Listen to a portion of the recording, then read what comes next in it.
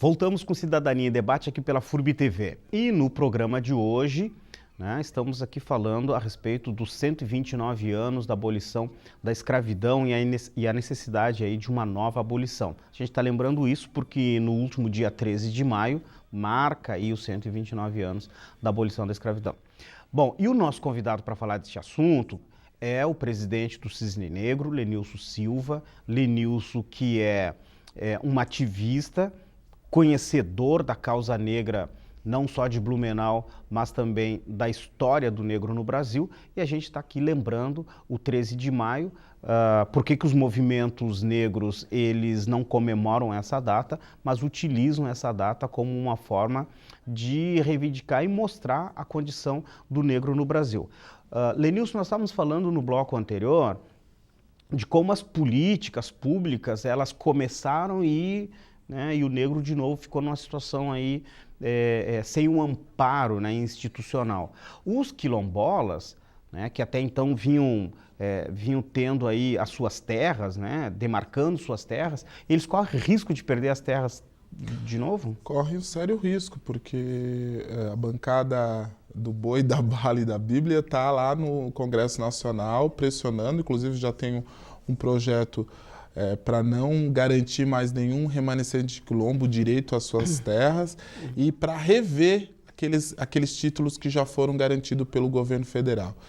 Eu acho que essa também deve ser uma agenda nossa, enquanto sociedade, não só dos negros, dos ativistas negros, tendo em vista que essa garantia ela já é um marco civilizatório no nosso país, ou seja, é um padrão civilizatório. Nós já reconhecemos que aquelas terras, por fato, por direito e por obrigação do Estado, devem ser garantidas aos quilombolas. Eles que têm uma vida extremamente precária, né, Carlos? Porque as políticas públicas muitas vezes não chegam lá, eles sobrevivem daquilo que eles próprios se alimentam, eles são remanescentes justamente dos negros escravos que foram escravizados no Brasil e que ainda resistiram.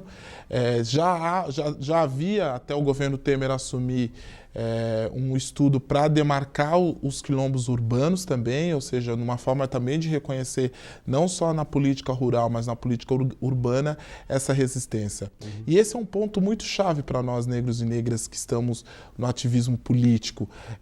Os quilombos, eles significam para a gente aquilo de maior resistência, talvez eu sempre ouso, às vezes eles falam que eu falo isso muito apaixonado porque eu sou um ativista apaixonado e otimista, mas eu acho que foi o maior momento revolucionário do país, do ponto de vista da ação revolucionária, foi quando a gente edificou para esse país todo quilombos de resistência a um processo que, como eu disse no bloco anterior, era econômico, religioso, institucional, estatal, da escravidão. Eu vejo essa organização que lá cabiam corações indígenas, de mulheres que eram abandonadas pelos seus esposos, de crianças com deficiências, até negros escravos, todos esses cabiam, ou seja, todas as feridas humanas do Brasil colônia eram bem quistas dentro desse quilombo. A resistência de Dandara, que é esse símbolo que a gente sempre tem que expressar nesse 13, de Zumbi dos Palmares, esse líder maior, uma liderança da pátria da qual a gente ainda tem muita invisibilidade na história, nos livros didáticos, precisam ser ressaltados. Porque se a gente não conhece essa história, Carlos, a gente tende a promover um outro erro, que é um erro de não reconhecer que os negros e negras tiveram um papel fundamental na construção do nosso país. Do ponto de vista cultural, do ponto de vista científico, do ponto de vista político e do ponto de vista econômico. Sem os negros e negras, nós não teríamos, sem dúvida, a condição do desenvolvimento que a gente tem hoje. Por mais que eles tentem negar isso, e a nossa história tem sido sempre abafada, é bom que a gente expresse isso cada vez mais em bom tom e trazendo essas nossas lideranças. Abadias do Nascimento dizia isso: precisamos falar dos nossos antepassados, porque senão a gente corre o risco de não conseguir construir um futuro aí possibilitador para os negros e negras. Então, na expressão de Dandara, de Zumbi, de todos aqueles que edificaram essa possibilidade de libertação, de liberação, de um instrumento de liberdade, é que a gente está aqui. Hoje a gente está aqui nesse bate-papo democrático, aberto, civilizatório, porque esses ali deram suas vidas, né, e foram cunhados pelo tempo, inclusive, em nome dessa possibilidade da nossa liberação. Então, eu fico até muito emocionado ao relembrá-los, porque a gente está marcado na nossa carne o racismo, né, Carlos? A gente sabe o quão é difícil eu estou lá no espaço político, né, assessorando uma parlamentar, e todos os lugares que eu vou, eu sempre sou identificado como segurança, sou identificado como motorista, ou seja, nunca ninguém me identifica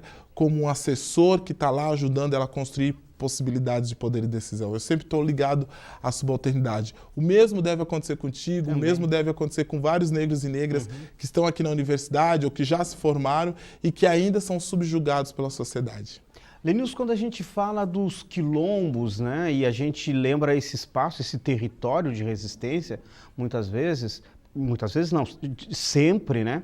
E hoje nós temos esses quilombos com os quilombolas e os quilombos urbanos.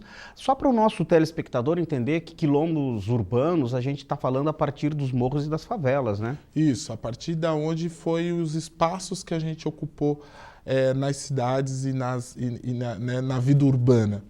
A gente pode dar um exemplo bem claro aqui de Blumenau. Nós tínhamos aqui perto da prefeitura um lugar, uma localidade chamada Favela Farroupilha, né? Que no processo de reurbanização da cidade de Blumenau... Perto onde é a prefeitura aqui, né? Perto ali da Ponte de Ferro. Isso. Ali embaixo, a gente inclusive tem fotografias que demonstram, comprovam né, a veracidade, a honestidade do fato histórico. A gente era onde os negros e negras moravam, e eles ajudaram a construir, além da Ponte de Ferro, outras construções aqui na cidade. Esses negros, com o processo de reurbanização, eles foram colocados em morros da cidade, né?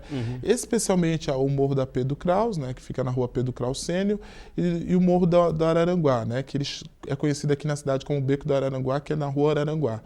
Né? Então, esse processo de higienização, ele não é uma novidade em Blumenau, né? Ele é um conceito de uma política no Brasil de higienizar todas as cidades urbanas. Então a gente vê isso muito claramente no Rio de Janeiro, em São Paulo, nas grandes metrópoles, Curitiba. Todas as cidades eminentemente urbanas fizeram esse movimento de higienização, ou seja, afastar os negros da cidade como uma forma de limpeza social. Né? E aí os negros foram para lugares ainda mais precários, ainda mais invisíveis, né, Carlos? Porque nos morros a gente não vê, quem transita pelo asfalto, como diz no Rio de Janeiro, ou pelo centro, a gente não consegue ver, a vida acontece lá. Ainda mais marcados porque tem profissões de menor prestígio, baixa remuneração, ou seja, estão no chão da fábrica, ou estão para as mulheres na vida doméstica, né, que também é uma vida da informalidade.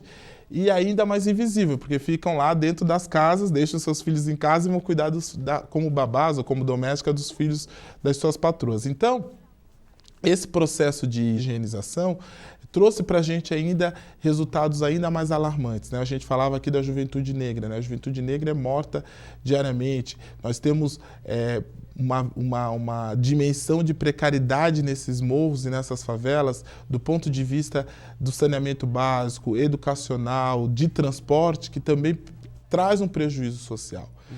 Eu penso, Carlos, que a gente tem que avançar muito ainda nas políticas públicas para a população negra. Eu até quero aproveitar esse espaço para fazer um apelo que a gente coloque de novo o debate do Conselho de Igualdade Racial na nossa cidade, apelar aí à Prefeitura, ao Prefeito Municipal que foi reeleito, apelar que a gente constitua políticas voltadas para o combate ao racismo, né, e que isso inicie nos bancos escolares, que a gente possa lá, desde a primeira infância, introduzir o debate em torno da igualdade racial e do combate ao racismo, que nós, de forma transversal, Carlos, incluamos nas políticas públicas de saúde, de educação, de cultura, as políticas voltadas para a população negra, atenção e assistência para os negros com a doença falciforme, né? A garantia que a gente também na cultura tenha a expressão da população negra, não apenas com a cultura que ela trouxe, mas ela sendo protagonista dessa cultura.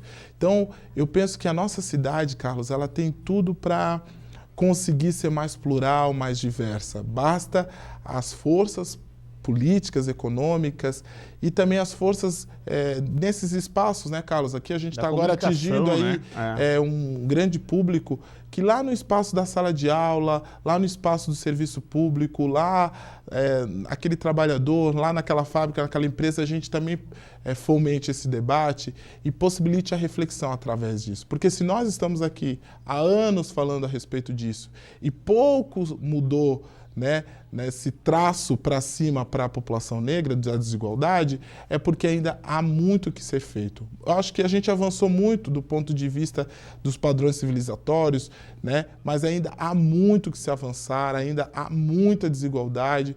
Eu sempre pergunto, quantos alunos você estudou negro? Na faculdade, quantas pessoas negras você via?